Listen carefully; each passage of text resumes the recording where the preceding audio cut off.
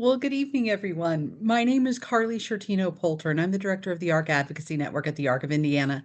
And I'd like to welcome you to tonight's Ask the ARC session on the road to SSI, navigating the Social Security disability process for adults. And so this is one of the calls that we get commonly every single week is we get calls from people who need to apply for Social Security and they're not sure what all they need to do, or we get calls from individuals who have already been denied and they don't know what they need to do next. And so tonight we're going to talk about that entire process. How does Social Security make their decision? What types of information do you need to provide to help you with your case? And we're going to be able to answer your questions. So I want to start off with a bit of an apology because this is a very content heavy presentation. There is a lot of information, and I know that this gets very complicated and sometimes very confusing. So as we're going along tonight, I want you to put your questions in the Q&A so that we can answer those questions. Now, tonight's session is being recorded and we will be posting it. So be a little careful in the details that you put in your questions, but I want to make sure that you're getting the answers that you need to help you get through this process. So let's go ahead and start.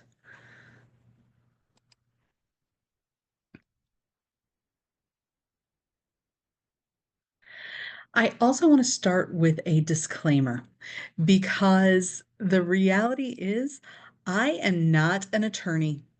This presentation is for informational purposes only. It is not legal advice. I am a disability advocate and I am a mom. And one of the reasons that I talk so much about Social Security and I tried to learn absolutely everything I could about Social Security was because I knew my son was going to have trouble getting through this process.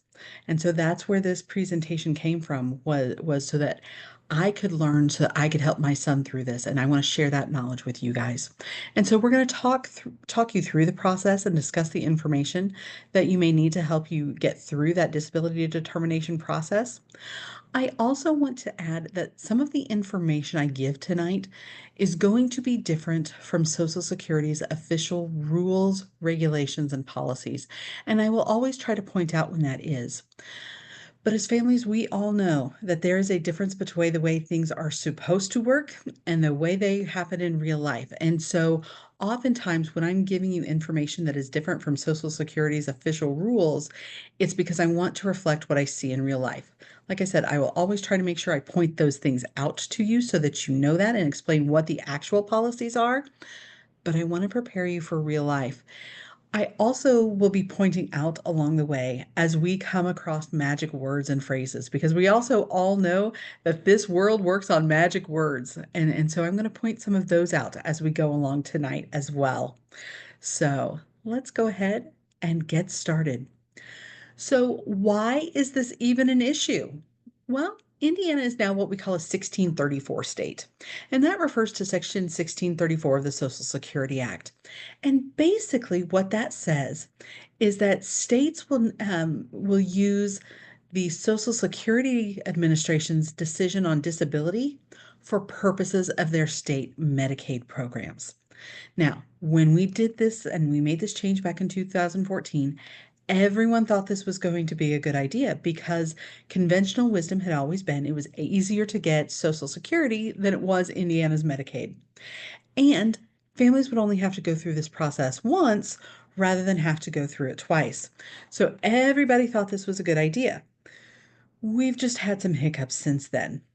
Now, in order for an adult um, to have a type of Medicaid that is compatible with the waiver, the Social Security Administration must say that you are disabled. Now, the two exceptions to that are, first of all, children. And the reason they are exempt from this requirement is because, unlike Medicaid, when you have a waiver, Social Security absolutely looks at family income and family assets. So children do not have to apply for SSI. Sometimes the local Medicaid office will tell them that they do. You do not have to apply if you are under the age of 18. The other group that is exempt from this are those with religious objections to accepting federal benefits, meaning the Amish. They also do not have to apply for SSI in order to qualify for Medicaid. And if anyone ever comes across this issue, there is actually a page of the FSSA January 30th, 2014 stakeholder briefing on the 1634 transition. It's officially page 25 if anybody needs it. But it specifically lays out that those two groups are exempt, and it's got the FSSA seal on it. So I have had families where I've sent it to them and say, here, hand this to the Medicaid office. And the worker's eyes get about this big and they're like, let me go talk to a supervisor. So if you need that, by all means, let us know here at the ARC. We'll get you a copy of that so that if you run into that problem, that should take care of it. So now let's talk about when you apply for Social Security benefits, because that's one of the questions we get asked a lot. And this is the first place where I'm going to differ from Social Security's official rules. Social Security's official rules say that if somebody applies for disability benefits within 90 days of their 18th birthday, that they will count it as an adult application. I have occasionally seen that happen. More often, what I see is that they still count it as a child's application and they deny the individual based on family income. I have seen that happen when they apply right before their 18th birthday. I've seen it when they apply on their 18th birthday, and I've seen it when they apply the day after their 18th birthday. So my recommendation is, unless money is a huge issue, I would actually recommend waiting until at least the month after the individual turns 18. Because what I've had Social Security tell me was, since they were still a child on the first of the month, they still counted it as a child's application, even though they should have been counting it as an adult application. So I would wait until at least the month after they turn 18. The other thing is, while that is the earliest you should apply, it is not required that you apply at exactly 18. You know, you can take some more time to make sure that you are creating the documentation and gathering the documentation you need to make your case. The time when you absolutely must apply is when Indiana Medicaid tells you that you must apply within the next 45 days in order to keep your Medicaid. If you get that letter from Medicaid, you have to do that. But otherwise, I would wait until at least a month after the individual turns 18, and then, if you need some additional time to gather the documents you need, go ahead and take that. One of the other things that's important to know is that if an individual receives Social Security benefits as a child, they must be redetermined disabled as an adult. And many times, even when a child was getting Social Security benefits, that does not necessarily mean that they will continue to get benefits as an adult. And the reason is the eligibility requirements for adults versus children are very, very different. So they actually look at different things. Now, the good news is that process will actually start automatically rather than having to fill out a whole new application. They do actually, just automatically restart or start that redetermination. But I want to make sure that you know that if your child was receiving Social Security benefits as a child, they will be redetermined as an adult with those adult definitions. So there are two Social Security disability benefit programs that we typically deal with. The first is Supplemental Security Income, or SSI. That is 100% taxpayer dollars, and it's designed to pay for the basics of life: food, shelter, heat. And it's designed to pay the individual's fair share. And that's another set of magic words, is fair share. That means a lot to Social Security. But because it's 100% taxpayer dollars, that's why, the amount is not very much. But SSI is designed for people who are aged, blind, or disabled. You will always see those three categories listed together, and you will always see them in that order. So there's our next set of magic words, is aged, blind, or disabled, who have very low income and very few resources. Now, the maximum SSI benefit in 2024 has been $943 a month for a single individual. believe it or not, the Social Security cost of living adjustment figures came out today. So we now know what some of the 2025 figures will be. And in 2025, the maximum benefit will be $967 a month, so a $24 increase. Then we have Social Security Disability Insurance, or SSDI. That's actually a disability insurance program that you've been paying for your entire working life. It's designed for people who have been working and who have earned a certain amount of work credits in a certain amount of time and become disabled. Now, I can't give you an exact number of work credits you need because that all depends on how old you were when the disability occurred and when you applied for disability. So there's not a straight up easy answer to that. So it varies. But it was designed mostly for people who have been working their whole lives and become disabled. However, people with intellectual and developmental disabilities are also what Social Security calls disabled adult children. And that's another set of magic words, disabled adult child. What that means is you were disabled prior to age 22, so when you were still considered a child, but you're an adult now. And when you are a disabled adult child, you can get Social Security disability insurance benefits off of a parent when a parent retires according to Social Security, if a parent becomes disabled, or if the parent passes away. And those SSDI benefits are based on the parent's work history, but it will not affect the parent's retirement benefit or the parent's disability benefit. The nice thing about SSDI is that it typically is more money than SSI is. There are also more work incentives and more ways to be able to work while having less impact on your benefits. But that benefit amount is based on an individual's work history. One of the questions I get asked is it possible to get both SSI and SSDI? It is, but it's a little more rare. And it is also possible for people with intellectual and developmental disabilities to get SSDI benefits off of their own work history. And in fact, that's something that is happening with my son right now.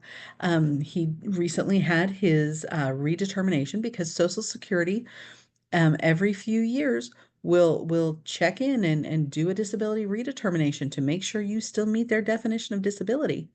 And when my son went through that this most recent time, they determined that he had worked enough to get some SSDI benefits off of his own work history. But because it was still less than that 943, that is the maximum SSI benefit, he was also eligible for SSI to make up the difference. So sometimes that can happen. It's just a little more rare. But here's the other nice thing is that you don't have to decide which program is appropriate or which program you need to apply for or you need to go down. So the Social Security Administration will determine which of those programs, SSI or SSDI, is the appropriate one. And as counterintuitive as this sounds, because SSI tends to be more money, because SSI is 100% taxpayer dollars and SSDI is a disability insurance program you've been paying for, SSDI costs the government less money, even though the individual gets more money. So Social Security wants to switch you to SSDI as fast as they can. So now let's talk about how Social Security determines disability, because when we're talking about that definition of disability for adults, the only thing Social Security really cares about is your perceived ability to work. That is how they define disability, is your ability to work. And so when Social Security is trying to make that decision, first of all, they will never use the word disability until they have made their decision. They will always use the word impairment. Um, but what they do is they do a 5-part sequential evaluation process. If at any point along the way you get the wrong answer, the whole process stops and you are not disabled according to Social Security. So let's talk through that five-part sequential test so that you know what they're looking at, so that you know what type of documentation you need to provide for them. And that very first question is actually a financial question. And that's the other thing people don't always realize is that Social Security disability programs are as much about finances as they are about a person's disability. So, that very first question is the person engaging in substantial gainful activity? And there is one of our most important sets of magic words, substantial gainful activity, or SGA. That is the level or the income that is the level of income Social Security says that if you can make that, you are not disabled. You should be able to support yourself at that. Now, I'm not saying I agree with that. I'm saying that's what Social Security says. And so, regardless of the severity of a person's disability, if they are engaging in substantial gainful activity, they are not disabled according to the Social Security Administration. But a lot of people assume that this is a straight up, financial figure. It's not, because just like when you do your taxes, you got your gross income and your adjusted gross income. Social Security kind of does the same thing because they will consider impairment related work expenses and job accommodations and employer subsidies to reduce how much of your income they are actually counting. So, for example, if somebody needs disability based transportation that they pay for to get to and from work because they're not able to drive due to their disability, that's an impairment related work expense. And Social Security subtracts that from how much income they count. If they need a support person like a job coach or something like that to help them work, they've got a formula they use, but they subtract the cost of that job coach. If they realize that somebody is working at a slower pace or working at a lower level, that's called a production level. And Social Security subtracts the equivalent of that production level. So there are a lot of ways that you can also reduce down how much income Social Security is counting. In 2024, substantial gainful activity was $1,550 a month for an individual, or $2,590 for an individual who is blind. And Social Security does tend to have different rules for individuals who meet their definition of blindness. We got those 2025 numbers today. So in 2025, substantial gainful activity will actually go up to $1,620 a month. So you can make $1,620 a month in countable income and still meet that definition of disability for Social Security. It's $2,700 for individuals who are blind. But one of the important things to know in this particular situation is that child support counts toward SGA and it's considered unearned income. So it has a really big impact on the income limit that Social Security has and how much of your income they are counting. So child support counts toward SGA. I want to remind you that if you've got questions, to go ahead and put that in the Q&A. I have realized that it is not showing me the Q&A very easily. I don't see any questions at this point, but by all means, go ahead and put your questions in the Q&A so that if we are, so that as we're going along, I can make sure that I'm answering your questions. Question number 2, is the disability or combination of disabilities severe? And so when they're talking about severe, they're talking about, are there significant limitations in the person's ability to engage in basic work activities? And they really do mean basic. So some of the things they're looking at is, how long can you sit? How long can you stand? How much weight can you lift? Things along those lines. And it has to be severe. A moderate disability does not qualify for Social Security. One of the other really important things with this, though, is that they will also look at how a combination of disabilities impacts your ability to work. So if you have a loved one with autism, for example, and you only write autism down on their application, Social Security will only consider autism. But if they have autism and anxiety and ADHD, they will look at how a combination of all three of those disabilities impacts a person's ability to work. And so I see we've gotten a couple of questions, so I want to stop here. Um, so somebody is asking, does the SSI check count toward SGA? It does not because that's the actual benefit. So the Social Security check you are getting does not count towards SGA. How does money for higher education impact SSI? That's a great question.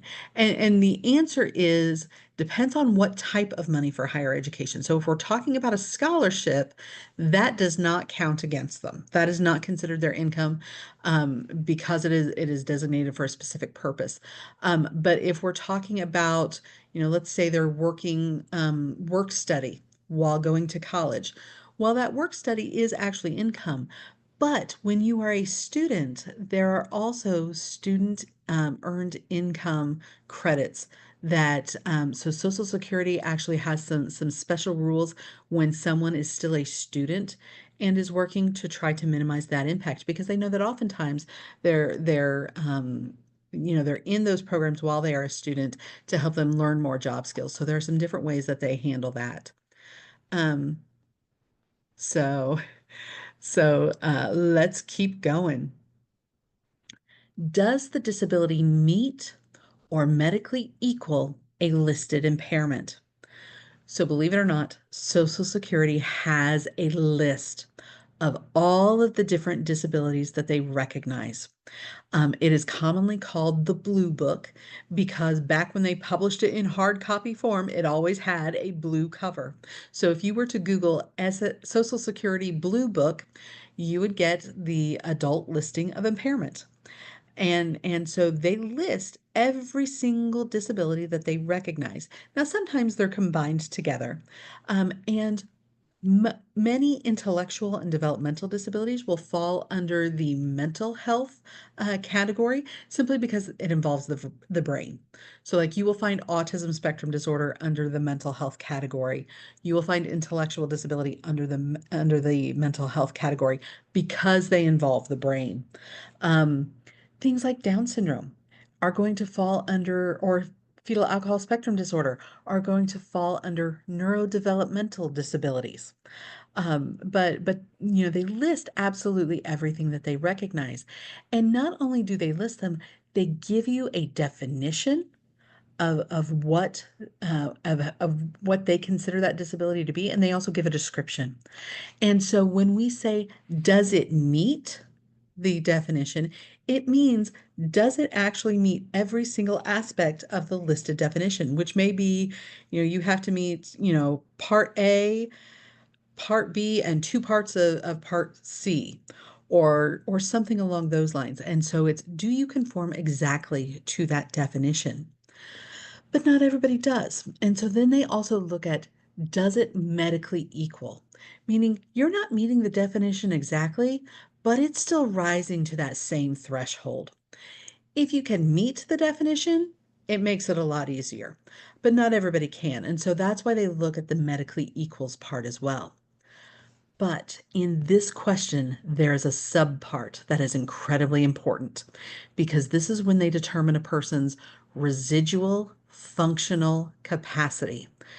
There's another really important set of magic words: residual functional capacity. And that essentially means what can the person still do despite their disabilities? And so there they're looking to see, do you have the ability to do mental or physical work activities on a sustained basis despite your impairment? And so I saw that we had another question come up. What type of things meet the definition of significantly restricted repetitive patterns of behavior, interests, and activities from the autism listing in Part A? You know what? That's one where, and And part of this is that our kids on the autism spectrum do tend to get hit harder in this Social Security disability process. And I'll explain why in a little bit. But part of that is being able to document all of those things that we tend to see in our loved ones. The things that we see are the restricted, the really restrictive um, behaviors. You know, the inability to engage in different non-preferred behaviors, or only talking about their few areas of interest. Repetitive patterns of behaviors are going to be all those stims that they often do, and so part of that is not only documenting that, but having other people document that as well. And so we're definitely going to get more into that here in a little bit when we talk about what types of documentation to provide. Um, this is this is a little bit of a tangential question. Does the state of Indiana recover money from an ABLE account if the person passes away? Yes, they do. And that is how ABLE accounts were designed in federal law, is that if an individual was receiving Medicaid benefits, which they tend to have to in order to qualify to have an ABLE account, yes, Medicaid is allowed to recover any money that reimburses them for the amount that they have spent. Um, let's see. Can someone currently on Medicaid who is also eligible for Medicare if they are born with their disability and is currently an adult? Yes. And I guess I totally forgot to say that.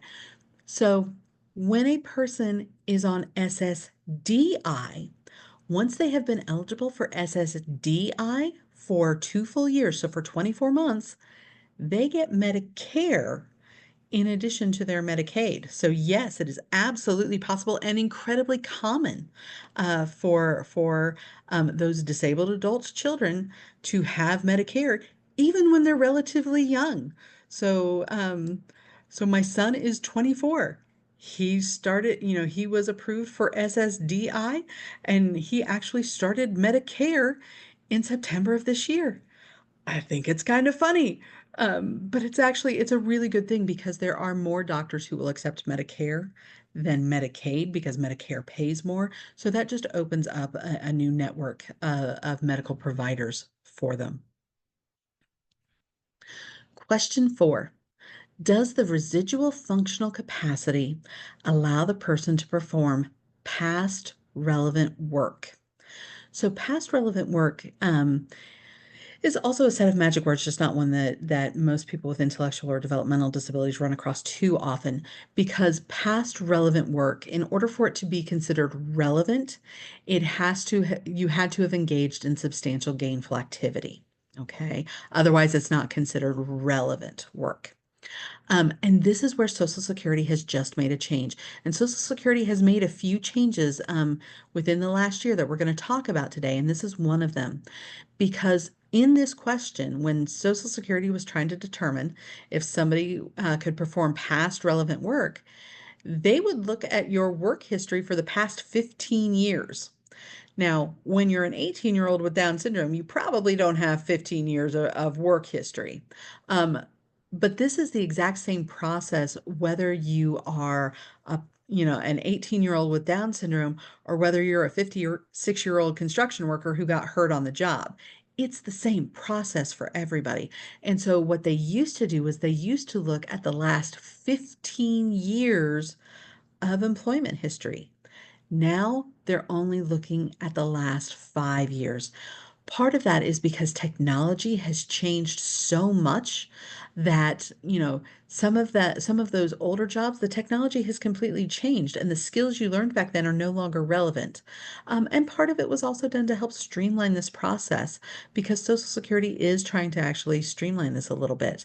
So now instead of looking back 15 years, they are only looking at the last 5 years of past relevant work. But here's the thing.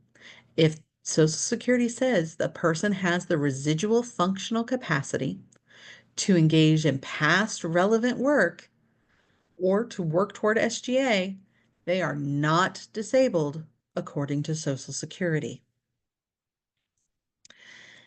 And finally, we have question 5, which is the catch-all. Can the person do any other work to achieve substantial gainful activity? Here, the burden of proof shifts from the individual proving their disability to Social Security proving that they can work. Just like they have a list of all the jobs and all of the impairments that they recognize, they also have a list of all of the jobs in the national economy that exist in significant enough numbers. It's called the Dictionary of Occupational Titles. And so they go through that Dictionary of Occupational Titles to look to see what jobs they think a person can do, considering their residual functional capacity, their age, their education, and their experience. So, no, they're not going to say an 18-year-old can be a brain surgeon because they don't have the education or the experience to do that. And frankly, they don't have the age to do that. But they're going to look to see, are there jobs they believe this individual can do? Now, the most recent time this Dictionary of Occupational Titles was updated was 1991, where they made some changes to it. But there are still a lot of jobs listed in there that really are just out of date. And so Social Security has recently made a few changes to try to modernize it. They haven't made a ton because they actually commissioned an agency to go through and update this back in the 2000s. They've never implemented any of those recommended changes yet because they're still vetting them essentially. But they have made a few changes. Literally, there are about 13 jobs that they have decided to just remove from that Dictionary of Occupational Titles simply because there aren't enough of those jobs in the national economy and they're just too obsolete. And then there are 114 other jobs where Social Security has to make a really deep dive to try to justify somebody doing those jobs. And when I'm talking about these jobs, I'm talking about things like vacuum tube operator. And if you're wondering what that is, that was very cutting edge for 1924, but it's 2024. That job is not that is not a very, sought after job these days. To give you an idea, if you've ever gone through the drive-through at a bank, not use the ATM, but actually try to use the teller in a drive-through at the bank, and you have that little canister that you put in and it sucks it up. That is a vacuum tube. So believe it or not, those are the types of things that they've been considering when looking at whether or not a person can work. So they're looking at different jobs that they believe a person should be able to do.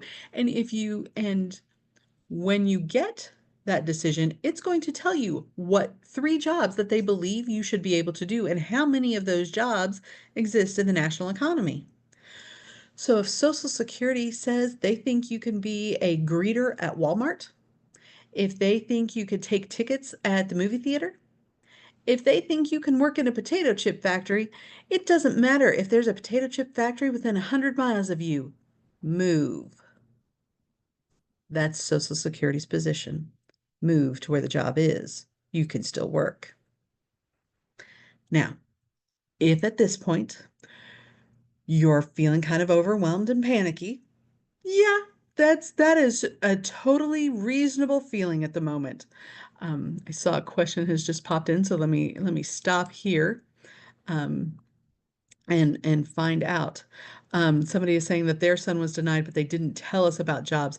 So I've seen where they've put that in the letters, and I've seen where really it comes up more at the hearing. So when you appeal and you get to that second appeal level, that's where you go before an administrative law judge, and Social Security will always have a vocational expert to testify to say what jobs they believe the individual should be able to do based on their residual functional capacity, their age, their education, and their experience. And they will also say not only what the job is, but how many of those jobs exist in the national economy. And so that is part of that appeals process. So, but here's the thing. Now we're going to talk about what you can do to get through that process. So let's start with the application process. One of the changes that Social Security has just made is that they have permanently put the SSI application online. Pre-pandemic, you actually had to go into the Social Security office to apply for SSI. And it's going to take a good 2 to 3 hours to complete that application. During the pandemic, they eventually put that application online. They actually combined it with the SSDI application, so it was all one. I can't check it right now because I would actually have to fill out an application and I can't do that. It looks like they may have separated those applications now, but I can't swear to that. Okay, just because I can't get in and see that myself. But when you are filling out that application, there are a couple of things I want to make sure you're aware of. First of all, you want to list everything your loved one has ever been diagnosed with. Because again, they can look at specific things or they can look at how a combination of all of those disabilities impacts the person's ability to work. They give you like 10 slots where you can list them. And so you want to list everything your loved one has ever been diagnosed with. There's also a hidden question in that application. They ask if anybody helped you with the application. But they don't mean did anybody help you fill out the application? They mean did anybody help your loved one fill out the application? So you need to say yes, and you need to say who, and you need to say why. Yes, I helped Andy fill out the application because Andy can't maintain attention long enough to answer all of these questions. Because Andy can't understand the complexity of these questions to be able to give accurate answers. Because whatever the reason is. And the reason this is important is because it can wind up coming up at that appeal hearing. Because the judge can sit there and say, well, if he could fill out this application, why are you trying to tell me he can't work? Oh, no, he didn't fill it out. I filled it out. That's not what this application says. So you need to make sure that when it asks, did anybody help you with the application? You make sure you say, yes, mom, helped with that application because, and explain those reasons why, because it can actually come up at that appeal hearing. You also want to provide any and all information that will help show the individual's level of impairment. Now, Social Security will tell you, oh, you don't have to do that. We'll go and we'll get all of the records. They will say that. Maybe I'm just a little too type A. I want to make sure they have all of that information. And so I recommend that you provide all of it too. Now, they are still going to make you sign the HIPAA forms so that they can send the request to the doctors. By all means, you need to do that. But you provided copies of all of that for them as well. Um, I will also say Social Security has announced that they are implementing a multi-year simplification process to the application process. What all that means, we don't know. They haven't made all of those announcements yet, but their goal is to try to simplify the application process, and it's going to take a few years as they work on that process. So now let's talk about the types of information you need to provide. Oh, before I do that, somebody just had a new question. So let me check. If your child graduated with a high school diploma, are they less likely to be approved for SSI? That is a great question, and I am so glad you asked that because the answer is no. Um, but that's still what a lot of people think. You can not only have a high school diploma and get SSI, you could have a college degree and get SSI. A big part of it, though, is making sure you're providing the documentation, and that's what we're about to talk about now. So let's talk about that a little bit more. So there are two types of information Social Security is looking at: medical information and non-medical information. Medical information is given the most weight. And that's why our young adults on the autism spectrum or who have fetal alcohol spectrum disorder or some of those types of disabilities tend to have a harder time in this process because most people with autism are physically healthy. So they may not have much in the way of medical records, and they don't have the types of information in their medical records that Social Security is looking for. Your doctor cares about your height and your weight and your blood pressure, not can you follow a three-step direction. But that's the type of information Social Security is looking for in those medical records. And Social Security will not consider any information that is more than 3 years old. So I'll talk to families and they'll be like, I've got everything from the time he was diagnosed. Okay, I do too, to be perfectly honest with you. But my son was diagnosed when he was 3 years old. He's now 24. He is not remotely the same kid he was at 3. So that's why they don't look at that old information, is because it's out of date. They will only look at information that is less than 3 years old. And what I'm seeing in practice right now is that they really want information that is less than a year old, and especially when it comes to psychological evaluations, they're what I'm seeing in practice is that they're wanting it less than 6 months old, because if it's more than 6 months old, they are sending people out for new evaluations. What I see in practice is, even though Social Security will consider information that is up to 3 years old, what I see in practice sometimes is that they only try to get medical records for the last 1 to 2 years. One of the other problems we have with this is this is where lawyers can cause some problems. And what I mean by that is, this is where HIPAA laws actually wind up interfering, because Social Security will have you fill out the release for information request, a HIPAA request, to allow them to be able to get medical records from the doctor's offices that you cite. The problem is, some of those doctors' offices say, oh, well, we don't have the release of information on our form, and we have to have it on our form for us to give it to them. So, one of the things I'm going to recommend is talk to your doctor's office, tell them, hey, we have to apply for Social Security for our son to stay on the waiver.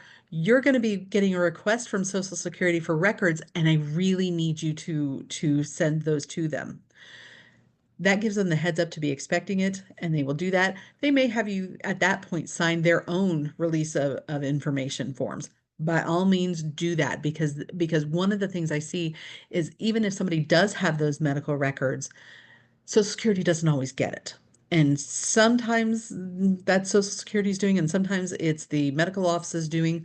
Let's take that out of the equation. That's another reason why I recommend that you provide that information as well.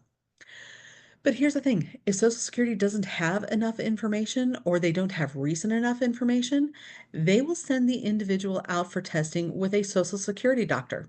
They will send you a letter. They will be the ones to set up the appointment and tell you when it is, and they will be the ones to pay for that appointment.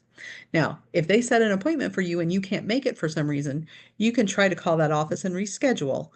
But you got to be careful about that, because they may be willing to, they may not be willing to, or they may only let you do that occasionally.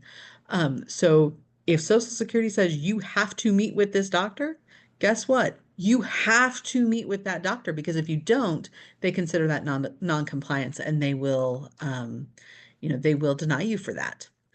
We've had a couple of more questions come in. Um, so if the diagnosis was at 14 and is 19 now, so they won't consider he has autism if somebody doesn't say he has autism. No, they'll still look at that, but the psychological evaluation will be out of date. So they would send you for a new psychological evaluation. Um, and and um, and so part of that is, you want to make sure that those medical records are up to date. And so one of the things I recommend, if you can, I would start doing this at age 15, since they'll look at up to 3 years of medical records. Let's make sure we're giving them as much as we can. Make an appointment with your loved one's doctor. Explain what's going on, that when he turns 18, Social Security has to say he's disabled, and so we need to get his information updated in his medical records. And ask the doctor if they will help you with that. Now, part of it is making sure that the records are up to date. So, like, if you have a child who was diagnosed with autism at 14, making sure that that is mentioned more recently. Um, the one of the examples that I give, I talked to a dad once, and I was never worried about his son qualifying for Social Security. But this doctor had been seeing this child since he was born, and among other things, he was blind. Well, I doubt that the doctor writes in his chart every single time he sees him, "Yep, Joey's still blind." So if the doctor hadn't written that down in the last 3 years because he knows him and he sees him and he already knows that information, it's in there, but it just hasn't been updated. If Social Security doesn't see that updated, they can't consider it. So part of it is you wanna make sure that those medical records are up to date with the most recent information. And so one of the other things I would do is get some additional information in those medical records. So one of the things that people do when they apply for a waiver through the Bureau of Disability Services, they apply for the Family Supports Waiver, is the Bureau of Disability Services does a level of care screening instrument or the LOCSI, and that's what determines that they're eligible for that waiver. Here's the thing. Once you have that waiver, your case manager redoes that level of care screening every year. It's just that most of the time you don't even know they're doing it. So there are recent copies of that level of care screening. If you're on the waiver, call your case manager, get a copy of that level of care screening. If you're on the waiting list, get a copy of it from BEADS. Hand it to your doctor and have your doctor included in your medical records. Now, I've had some medical office workers tell me, but that's not his medical record unless he writes on it. So have your doctor write on it, "This confirms what I see," or whatever the case may be. But that gives a lot of really valuable information about how your child's disability affects them. So get a copy of that level of care screening, that LOCSI, and include that in the medical records. One of the things Social Security looks at is your residual functional capacity. Well, there are two types of residual functional capacity forms. If you have somebody who has physical disabilities, there is a physical residual functional capacity form. And if their disabilities are mental health related or cognitive related, there is a mental residual functional capacity form. Those forms are the exact information Social Security is looking for, and they're looking for it in your medical records, but it's just not normally in anybody's medical records. So I kid you not, on that mental residual functional capacity form, they're asking about attention and concentration and how well they get along with coworkers and how well they get along with other people who may be in the business. That's the type of information that Social Security needs to see, but a typical doctor doesn't have that information in their medical records. So you want to be able to have that because it's the exact information Social Security is looking for. You also want to explain to the doctor and get into their records how their disability affects their daily life. And think about it in terms of their ability to work. What would impact their ability to work? So, for example, even if you have a loved one who has Down syndrome or an intellectual disability or autism, if they also have migraines, and they get migraines once a week that requires them to go into a dark room to sleep for a couple of hours to recover from that migraine. Do you think that impacts their ability to work? You betcha. If you have a loved one who has anxiety attacks and it takes an hour to recover from that anxiety attack, is it reasonable for an employer to allow an employee to take an hour off at random times to recover from an anxiety attack? I would love for the answer for that to be yes. But Social Security is going to say, that's more than what is a reasonable expectation for an employer to make. If they can't maintain attention, if they can't stay on task on their own and they're needing that constant redirection, those are the types of things that make a huge difference in their ability to work, and that's the type of information you want to get in their medical records. So here I've got some examples where we broke down how this individual's disabilities affect them. And we gave concrete examples, including how frequent they are. So, for example, this individual, among other things, also has anxiety. And this individual can engage for less than 10 minutes before trying to retreat from the situation because their anxiety is so substantial. Do you think that impacts their ability to work? Sure, it does because it impact so they wouldn't necessarily be able to work with customers because of that high anxiety. Um, this individual can't engage at a minimum level with new people without engaging in self-talk, and that happens every time. We talked about how their communication is affected. They can't engage in a 2 or 3 exchange conversation. Talk about attention. So, for example, they will put away 2 or 3 items from the grocery store and then stop despite there being several bags of groceries left. Think that impacts their ability to work? Is that something an employer would be willing to accept? Probably not. So you want to have those types of concrete examples to give. We talk about their speed, and then we talk about how their autism actually affects them. So we want to get as much of that information into their medical records as possible. But then there's also non-medical information that is important. Now, it's not given as much weight as medical information, but it can make a difference, especially at the appeals level.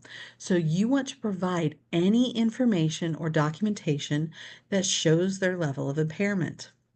So some examples of that is if you can't get the Loxy in their medical records, still make sure that they not only have a copy of the individual's Loxy, but their person-centered individualized support plan. If they have a behavior plan, give them the behavior plan. If they have a risk plan of some sort, whether it's a fall risk, a choking risk, whatever that may be, give them copies of that. If there are relative incident reports, you want to give that.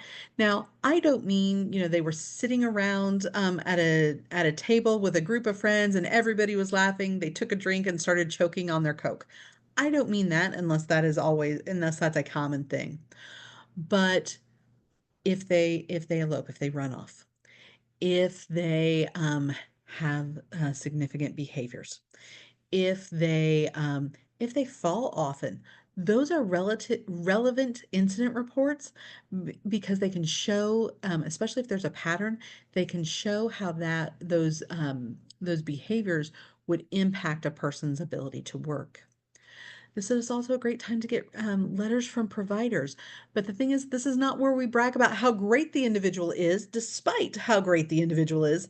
This is where we talk about, what types of services the provider provides for that individual. What are the types of things they work on? How long have they worked together? And what are their recommendations about what types of supports this person would need in order to be successfully employed? This is where we can also document the impairment-related work expenses they may have, or the job accommodations they would need, or those employer subsidies, including production level. And if you're thinking, Carly, how am I supposed to do this? Not on your own is my answer. So for example, if they are working with vocational rehabilitation services, first of all, give them their VR file. What has more information about their ability to work and the accommodations they need to work other than their VR file? If they are working with pre-employment transition services or pre-ETS, give them that pre-ETS information. But they can also help you determine if you're working with VR, you're working with pre-ETS, they can also help you document what types of supports that individual would need in order to work. Give a copy of the IEP because they will request a copy of the IEP.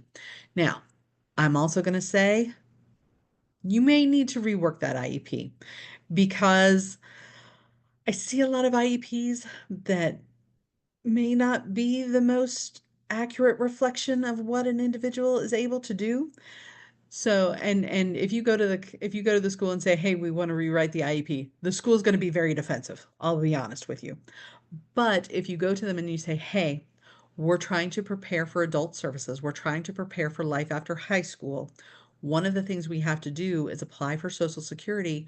So we need that IEP to reflect what types of supports he really needs in school and reflect all of the things you guys are already doing for him. We just want to make sure it's an accurate reflection. If you explain that this is more about adult services, there's a better chance that they'll help you with that. We can also get letters from teachers. Again, this is not the time to say how great the student is. This is not a letter of recommendation. This is about documenting what help the individual needs, including the speed and the accommodations. And the important part in this is comparing them to non-disabled peers. because one of the things I see is that oftentimes they're comparing them to their other classmates who are other individuals with disabilities. We need them compared to the general student body in this. One of the other things you can do is do an activities of daily living diary. And that may be something where if you want to hold off until you're actually at that second appeal level, by all means you can. But like one of the things you can do is you can document in schools, they're called ABC reports. We added a D for duration, but that's where when somebody has some sort of behavior, it's the antecedent, what was happening before the behavior. B is the behavior, what did they actually do? C is conclusion, how did they actually, recover from that behavior? And then D is for duration, how long did that behavior last? So you may consider doing those ABCD reports for meltdowns, for anxiety attacks, for things like that, and really documenting what the individual can do and what they're not able to do on their own, what they need help with to be able to do all of that. Um, I saw we had a couple more questions. Before I get to those questions, one of the other things I wanna add in, and I should have said this when we were talking about the medical information, is that one of the things I will recommend is getting a new psychological evaluation and getting one that is evaluating them as an adult. Because here's the thing, if you've got a psych eval, even at the age of 17, 17 is school aged, which means they're comparing them to other school aged kids, which means they're comparing them to 6-year-olds. I don't want them compared to 6-year-olds. I want them compared to 56-year-olds. So if you can, get an updated psych eval before you apply for Social Security benefits and have them evaluated at using those adult criteria so that we can get an accurate reflection of what their abilities are as an adult. If you are already on Medicaid, Medicaid will pay for that updated psych eval. What you're doing is, if you need to, you can say it's part of early periodic screening, diagnosis, and treatment.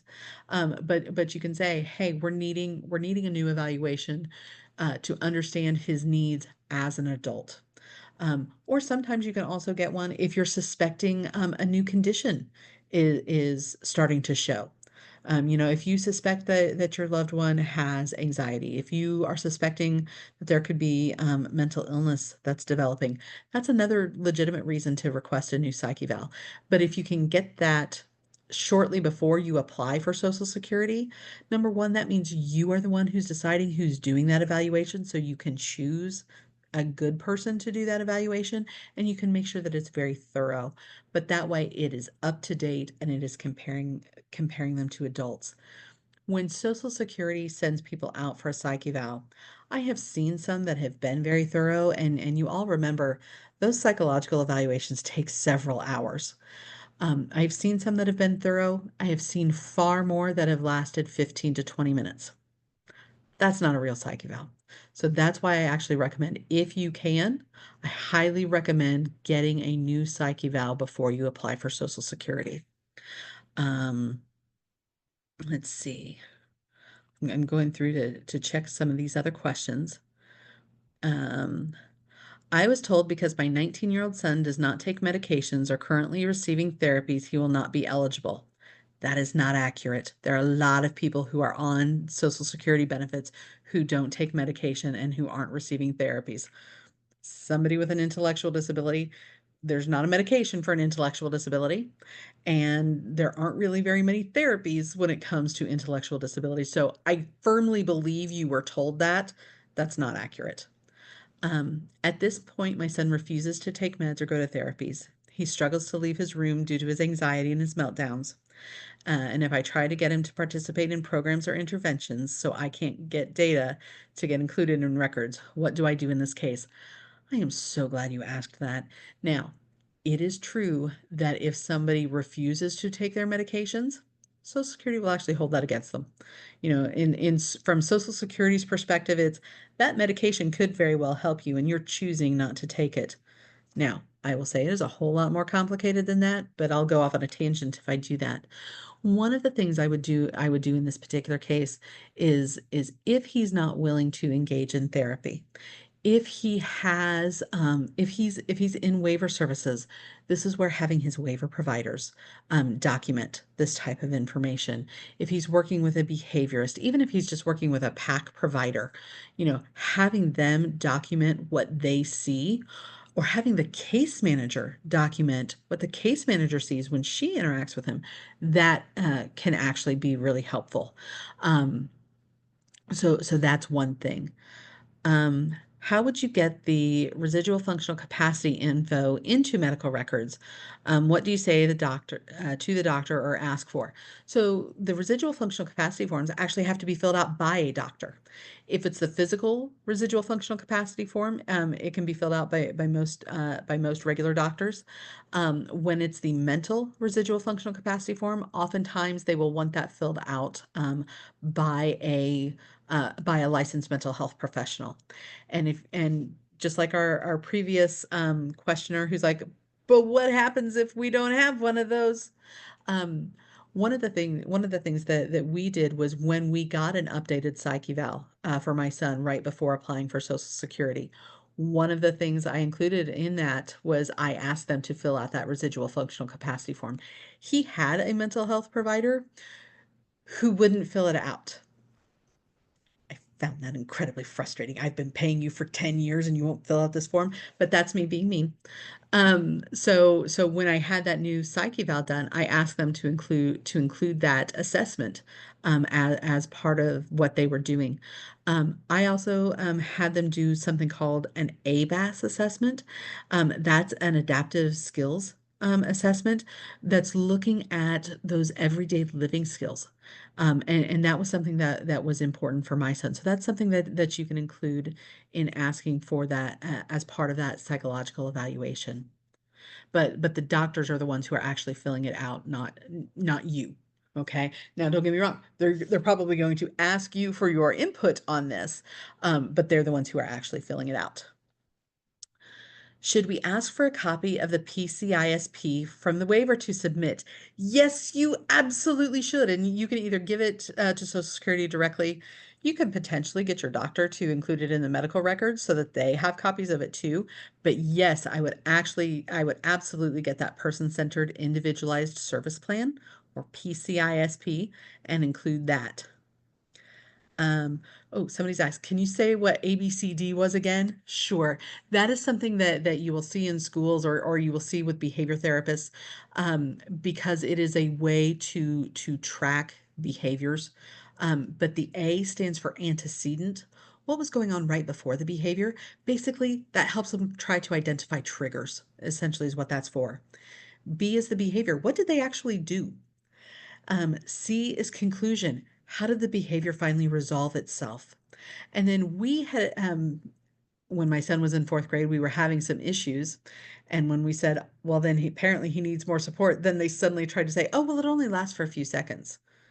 Okay, you can either complain to me about behaviors or you can tell me they last a few seconds. You don't get to say both. So we added a D for duration to figure out, okay, how long is it taking him to recover from all of this? So that can be helpful. Um, let's see. Okay. Somebody was saying, you know, they think that they gave the mental residual functional capacity to their medical doctor. Now they're a little worried about it.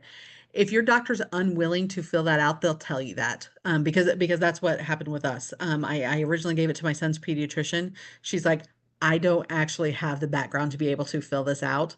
You need the mental health provider to fill this out. So they'll tell you that if they are uncomfortable filling that out. Um, let's see. From the parent of a 19-year-old, my son has autism, ADHD, and anxiety.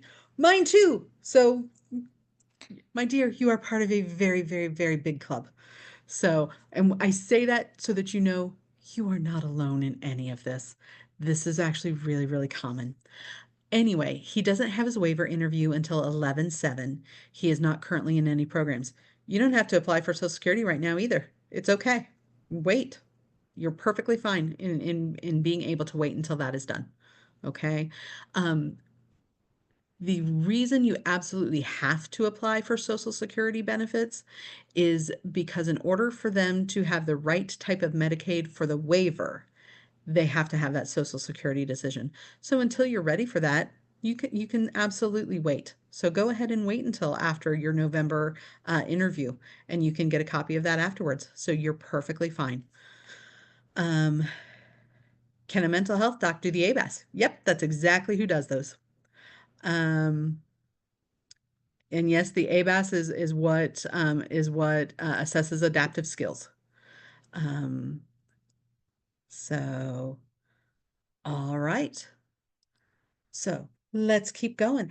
So now let's actually talk about who makes the decision on disability. Believe it or not, when you make that first application, it goes to the Disability Determination Bureau, which is part of FSSA. So even though Social Security is a federal program, the people who make that first decision are actually a state agency. I will also say, pre-pandemic, Social Security was making their decision on disability within 60 days. Right now, the pandemic, they are still dealing with the after effects of the pandemic. What I'm seeing in the Indianapolis area specifically is that it's taking about 6.5 months to make their decision. Okay, so know that this is going to take a long time. Um, if you are denied, and we'll get into that here in a minute, and you appeal, that first appeal goes back to the Disability Determination Bureau. It just goes to a different team for redetermination. And so it's a different team that's looking at the situation with fresh eyes. Sometimes one of the things that might happen is they didn't get all of the medical records, and by the time you do the first appeal, they've gotten more of those in. So there could be some reasons why. But that first appeal goes back to the DDB for redetermination. Um, and again, that's taking about 6.5 months, even for that first appeal. If you have to appeal a second time, that's where you go before an administrative law judge. And right now, that's probably taking about 18 months from the time you submit that second appeal, before you get before that administrative law judge. Um, that is where many times attorneys will come into the mix. Most attorneys won't take a case until you're at that second appeal level. And I will say it is extremely common to have to appeal twice. I'm not allowed to say that's standard operating procedure because that gets me in trouble. But I will say it is incredibly common to have to appeal twice. Um, if you have to appeal a third time, first, it will go to an appeals council review where an appeals council will go through all of the documentation, will go through the judge's ruling and all of that, to take a look at that again. In all of the years I have been doing this, I have had one person who has had to go that far. And when the appeals council reviewed it, basically they went to the judge and said, "What were you thinking? Take another look at this." And the young man was approved. But if you have to get to the third appeal, that's a pretty serious thing. If you have to appeal a fourth time, that is where you go to federal court. If you have to go that far, you definitely need an attorney at that point, and not just any attorney. You need an attorney who is federal court certified. Many attorneys are not. Okay, so, and if you are going that far, it's a pretty significant case. What I will also say, because I do get a lot of questions about whether or not you need an attorney, whether or not you should have an attorney. Having an attorney definitely gives you a much better chance of winning. And part of that is Social Security attorneys only get paid if they win. So you do not pay a Social Security attorney up front. A Social Security attorney is paid a percentage of whatever back payment you get. Now, I will also say the idea of SSI cases, getting an attorney and attorneys dealing with individuals with intellectual and developmental disabilities is relatively new. That's only been going on for about the last, well, okay, now we're at close to 8 years at this point. And part of that was because When you have an SSDI case, think that 50-year-old construction worker who got hurt on the job.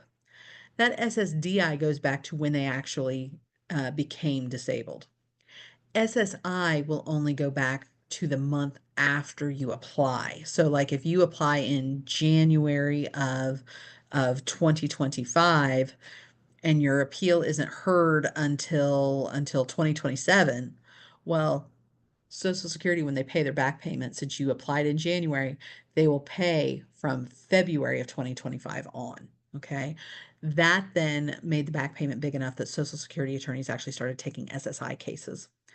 I will also say you don't actually write the check. Social Security sends the money straight to that attorney. And I point that out because I'll be honest, even knowing as much as I do about Social Security, we hired an attorney for my son, in part because those attorneys know what arguments to make before each of the judges. They know what matters to each of those judges. So that's the expertise that we were essentially paying for. And it was worth every penny. Um, but I never had to write the check. Social Security sent the check straight to the attorney. So I didn't even feel like we were losing out on anything. Okay. But a Social Security attorney will only take the case if they think they can win. Um, Now, one of the other things I come across a lot is, oh, I don't want to have to deal with the appeal. We'll just reapply. You can't. Well, that's not fully true. In order to reapply, something has to have changed. Now, that could be that you've gotten new test results, you've had new evaluations, you've got that new information. That can potentially be a reason to reapply, or maybe they've been diagnosed with something new. That would definitely be a reason that you can reapply. But you can't just reapply because you didn't like the decision. Okay, something had to have changed in order to reapply. Um, and so one of the things that I'm a little nervous about is that during the pandemic, nobody was losing Medicaid. And so we've had some people who applied for Social Security, they got denied, and they didn't know that they still had to appeal because they weren't losing their Medicaid, so they didn't know they had to do that. I'm nervous about that group. Okay. And if you are in that situation, what I will say is get a new psych eval and reapply because I want to make sure that they are still able to maintain their Medicaid and their waiver because I know how important those things can be for people. Um, but you need to appeal. And as long as you are appealing a Social Security denial, you can keep your Medicaid and you can keep your waiver. So now let's talk about approval rates. The good news is Indiana is getting much better than it used to be at those approval rates. And so we have numbers for 2023. Of all of the people who applied for some form of Social Security disability program, that 18-year-old with Down syndrome or that 50-year-old construction worker who got hurt on the job, out of all of them, nationally, 38.9% are approved on that first application. Here in Indiana, we are up to 34.9% being approved on that first application. That's a huge increase here in Indiana. But what that also means is 65% are denied. So that's why I say one of the things I advise is go into this expecting that you will have to appeal twice. That way, when you get those letters, it's not quite as difficult. Of those who appeal, on that first appeal where it goes back to the DDB, just to a different team, nationally, 15.5% of those are reversed. Here in Indiana, it's 12.4% that are reversed. And if you're thinking, oh my gosh, Carly, that is terrible.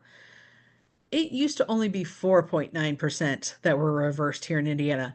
So we've more than doubled how many are getting reversed on that first appeal. But of those who appeal a second time, and that's where you go before that administrative law judge. Nationally, 56.8% of those cases are reversed. Here in Indiana, we are actually up to 59.8% of those cases getting reversed. So appealing really does matter. Um, Before we go on to that, there have been a couple more questions that have come in, and so I want to stop and answer those. Let's see. Um, wait. Do you know the letter says you have to ask and pick from who they say if you want assistance with your appeal? Yeah, I know. Yes, so Social Security on their letters will tell you that you can have somebody help you with that. Yes, you would need to ask them, and they would give you a list of people that you can choose from who can provide that assistance. You can also start investigating Social Security attorneys to help you out with that. With that first appeal, you can appeal that online and really, it can be as simple as, I think of it as a placeholder appeal. You can simply say, we disagree with your findings. We don't think you considered everything, and then you can re-upload all of your files. I know when I did that, you could upload up to 10 files for a total of 50 megabytes. Although it's been a few years, so I'm pulling that off the top of my head. Um, but yeah, you can do that, and you can also start investigating Social Security attorneys. You want to make sure that you work with an attorney who understands intellectual or developmental disabilities, or who understands mental illness, because there's a lot of commonality there. Somebody who specializes in those construction workers. Our kids have totally different needs, and so you want to make sure you've got an attorney who really understands your loved one's needs. Um, so so yeah. Somebody's asking, wait, I'm confused. Can I hire whoever I want as a Social Security attorney? Yeah, you absolutely can. You absolutely can. Um, you just want to make sure that they really have a good understanding of intellectual and developmental disabilities. Um, our young adults on the autism spectrum tend to get hit pretty hard in this process, and a lot of that is because they don't have very extensive medical records. Here's the other thing, is that as you are going along, you can continue to develop more information. So you don't just have to rely on the information that you submitted when you applied. As time goes on, especially because we're talking, a 2-year process, you can continue to develop information that shows the supports that they need in order to work. One of the other things is that Social Security always tells people that you can only get SSI or SSDI if you can't work. That's what they always say. That is not remotely what they actually mean, though. Remember, they define work as engaging in substantial gainful activity.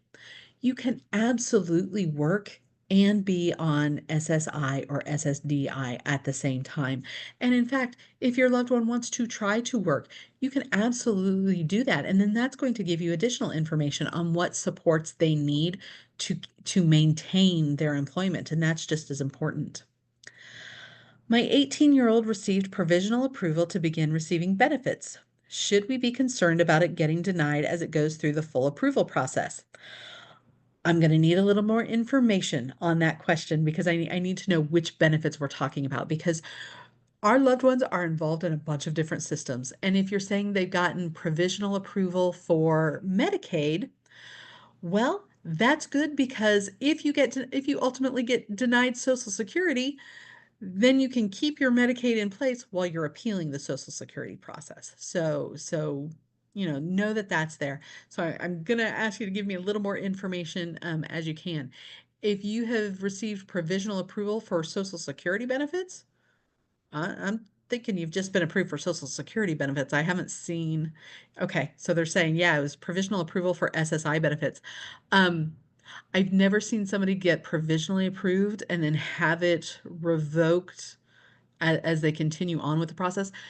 There are certain conditions, and I'm drawing a blank on the official term, but it's a compassionate allowance. Basically, there are some conditions that they know are so severe that they're going to get approved. So, like, the one I can think of off the top of my head is Angelman syndrome. If somebody has Angelman syndrome, they know how severe Angelman syndrome is.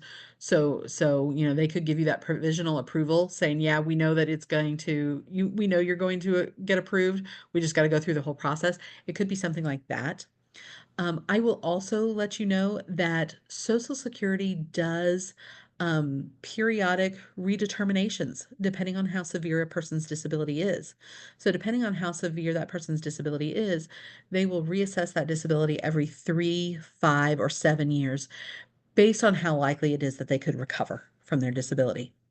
Um, Somebody is asking, wait, do I have to have all of my info ready to upload when I appeal? Um, well, yes, but again, even if you appeal that first time, even if you can only get part of it uploaded, well, if you get denied again, you can wind up providing more of that information with that second appeal too. Okay. Um, is it better for them to not be working while waiting for approval? Been told it's better for them not to work. That's one of those common things. And I'm gonna say, I'm gonna say I'm gonna leave that up to you. Because I understand the thought process behind it, but I also recognize that when someone is trying to work, being able to document some of those things like their production level or like what accommodations they need, or even if they can't keep their job, that shows a lot of information too. So I'll leave that up to you to make that decision and don't hate me for totally punting on that one. Um, so, and the person who was asking about the provisional approval, she says we're now being sent to an SSI doctor, which is why she was asking that. Um, like I said, I haven't come across somebody who's been told that they've been provisionally approved. So I'm a little curious by this one, to be perfectly honest. I don't know how to answer that question. Um, but I would expect that if you've been provisionally approved, you will likely ultimately be approved. So. Um, so one of the things I talked about was that Social Security has also, over the course of the last year, has made some changes, in part to SSI and in part to the broader disability programs as well. So I want to make sure that we're talking about those.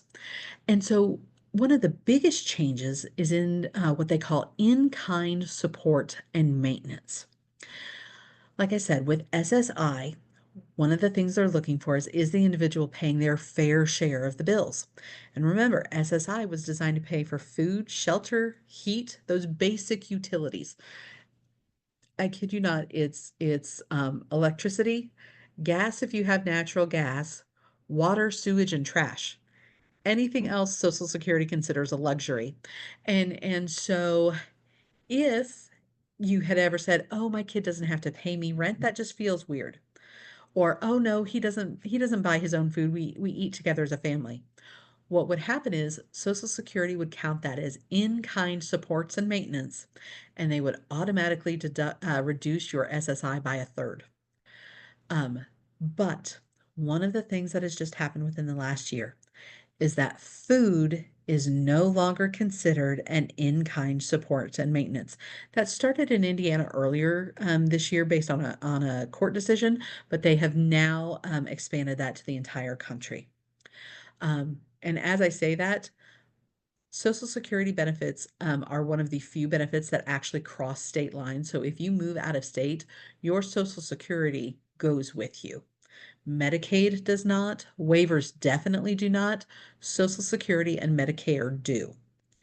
One of the other big changes that has just occurred is that if somebody had rental subsidies, Social Security used to count that in a different way as in-kind support and maintenance. So, for example, if you were renting an apartment and you were paying $350 a month for it, but the market value was $800 a month. Well, you were getting a $450 rental subsidy. And so Social Security would use a formula, but they would reduce your SSI as a result of that. One of the things they have just done is that now if you're they will no longer count rental subsidies or discounts against you as an in-kind support and maintenance as long as you are paying at least the presumed maximum value for rent, which means in 2024, as long as you are paying at least $334.33 in rent, they will no longer reduce your SSI based on a rental subsidy. One of the other changes that they just made It involves something called a public benefit household. Because one of the things Social Security has always been looking at with SSI is whether or not somebody else is providing in kind support and maintenance. Well, in the past, to be considered a public benefit household, everybody in the household had to be on benefits. And if you were a public benefit household, they would assume that nobody could give you in kind supports and maintenance. Well, they've just changed that definition. And now, if as long as one other person in that household is getting benefits, whether that's Medicaid, whether that's SNAP, whether that's housing subsidies, as long as one other person in that household is receiving public benefits, they will consider it a public benefit household and assume that nobody is providing those in kind supports and maintenance. So, some of the other changes that are going on, and this one I have to admit got me very excited. If Social Security has already determined that you are disabled and you are changing the type of program you are on. So, for example, let's say you were receiving disabled adult child benefits, so SSDI off of one parent's work history, and then the other parent retired and it could get you more money, and you were going to switch from one parent's work history to the other parent's work history. In the past, Social Security would do an entirely new disability redetermination. They are no longer going to do that. Now they are going to continue on with that disability determination that you already have in place. So they're not going to make you go through a lot of hoops to switch over. That actually has me really excited. One of the other things that they are changing, and this is going to be an ongoing change, this is going to take quite a while, is that they are updating the listing of impairments and adjusting the definition of some of those impairments. So that's something that's going to be continuing to go on. So again, you can Google Social Security Blue Book, and you can look at those definitions and see what all they say, and that way you can kind of monitor that. They're also going to continue to work on trying to streamline the application and the appeals process. Again, that's something that's going to be ongoing, but that's some of the other changes that are in effect. And so we've gotten a few more questions, and I want to take a look at those. Um, let's see. Okay. So the son worked for our company, and so dad and I were his supervisors. So are they going to care if I document how it went? Because that current wasn't currently in the file. Does that make sense? Okay, it does make sense, and I would still do it, and I would do it on company letterhead. And there's also something called you can Google SSA employer subsidy form. It's form 3033. I'm pulling that off the top of my head if you can't tell. And that's a form that employers can fill out to document the types of accommodations and support that they provide their employees. And if your loved one is working, that's something that I would encourage you to do, because that reduces that countable income or that perceived countable income. And so if you're talking to the employer, you might need to have a discussion with the employer first and explain what this is, and also give them permission to do it, because sometimes, those managers, they're afraid that they're doing something wrong if they acknowledge that, and you need to explain to them, no, no, no. Not only are you not doing anything wrong by providing accommodations to my loved one, the government wants you to do that. There are tax incentives for your company if you do that. And so for our individual who where their son works for them, filling out that employer subsidy form would be helpful. And especially for him, one of the biggest things that's available, and this is true for everybody, one of the biggest work incentives available is something called a production level. So let's say, for example, somebody's bagging groceries at the grocery store, okay? And, you know, managers know him, they like him, they think he's a great employee. He shows up every time, everybody loves him. He just makes working there fun and makes it a great place. But they know it takes him longer to do something. So they only expect him to get through 7 customers per hour, but his non disabled peers would be expected to get through 10 customers per hour. That's called a production level. And in this particular case, it's a 70% production level because he's expected to do 7 out of 10. which means right off the bat, regardless of how much he's making, Social Security is only counting 70% of it. Then they're subtracting the cost of his transportation. Then they're subtracting the cost of the job coach. If there are other, if there are other work incentives that he has access to, they're subtracting that. So that is how you reduce that countable income. And so that production level is actually a really huge key for a lot of people. Let's see. What do you write on the application if they don't have money now, but they will pay their fair share if they get SSI? That is a fabulous question. I am so glad you asked that. So, one of the things you need to tell Social Security when you have that initial interview with them is that he is expected to pay his fair share of the rent. And make sure you're using the term fair share. Okay. Now, there have been occasions where Social Security says, hey, there is no way this kid can pay their fair share. You're still providing in-kind supports. And normally that's when somebody has like there are three people living in the house and they've got a $2,000 mortgage. Okay, realistically, he would not be able to pay his fair share of the bills in that particular case. So sometimes something like that happens. There is also some paperwork you can do. It's called a rental loan agreement, where basically you are saying, "Hey, I as the landlord, I'm going to hold off on collecting rent from you because I know you don't have money right now. But here's the key to it. It has to say that even if you are denied Social Security, I still expect you to pay me the rent." So that's called a rental loan agreement. That would be something that you can provide. One of the other things you can do is you can actually write up a lease for your loved one. I'll be honest, I did a room and board lease because I was trying to make it easy for myself, and my son I was never going to apply for food stamps for my son, so I didn't care about that. So I just made a room and board lease, and I listed out what all it included and kind of set an arbitrary figure. So you can do that as well. You want that, rent to be reasonable. And so you can do things like that too. What do you do if SSI has reduced the 1/3 as you just mentioned? Well, you know what? You can call Social Security up and say, starting January 1st, he needs to start paying his fair share of the bills. And so if you have a lease agreement, you can just give them the lease agreement and that will typically suffice. If you don't have a lease agreement, one of the things they will do is they will ask what your rent or your mortgage is, how much your electric bill is each month, how much your gas bill is each month, and how much your water, sewage, and trash are. And then they will figure out what his fair share is. So if there are four of you in the home, they will expect that his fair share is 1/4 of each of those bills.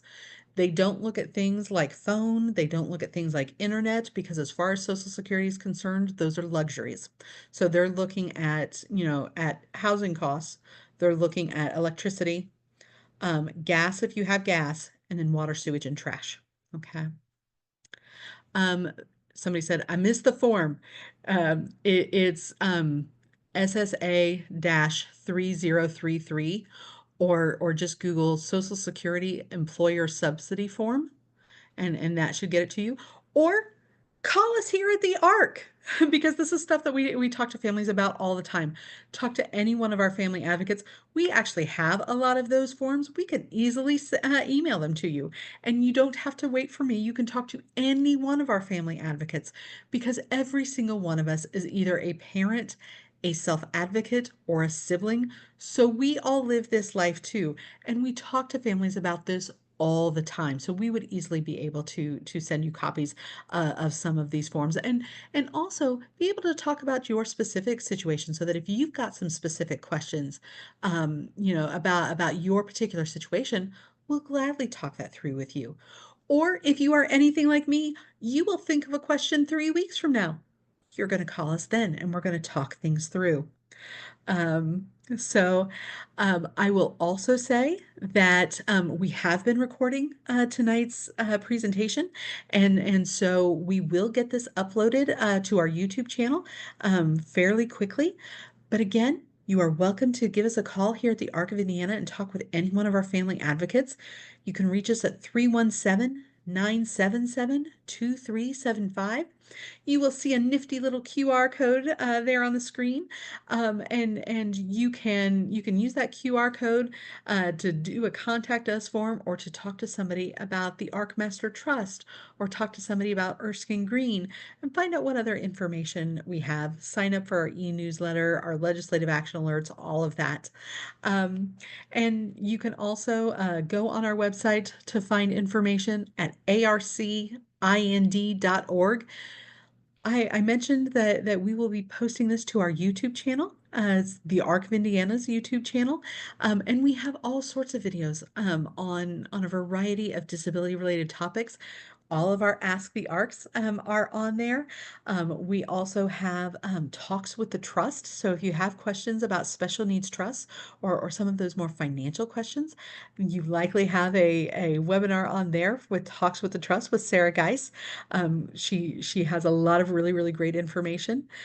But I want to thank you all for joining us today. I hope today was helpful. I know that this is a complicated topic. I know that this is confusing and it feels very overwhelming. The main reason I learned so much about Social Security was because I knew my son was going to have trouble getting through the process. On paper, he looks great. He got a Core 40 diploma. He has an average IQ, but he still has needs, and that's okay. And, since my son has been on Social Security benefits, he has also gone to the Erskine Green Training Institute. So I am completely biased because I am a very proud mom of an EGTI alum. But he's also been working, and now he's worked enough that he's earned SSDI on his own work history. So there are always new things that you're learning. But yes, your loved one can work and get Social Security benefits. Yes, you can get through this process. Like I said earlier, go into this expecting that you will get denied twice. That way, if you get those denial letters, you're not quite as mad. But you can get through this, and you can keep continuing to develop more information all along the way. Thank you all for joining us tonight, and we hope to see you next month for our Ask the Arc. Have a good evening. Bye bye.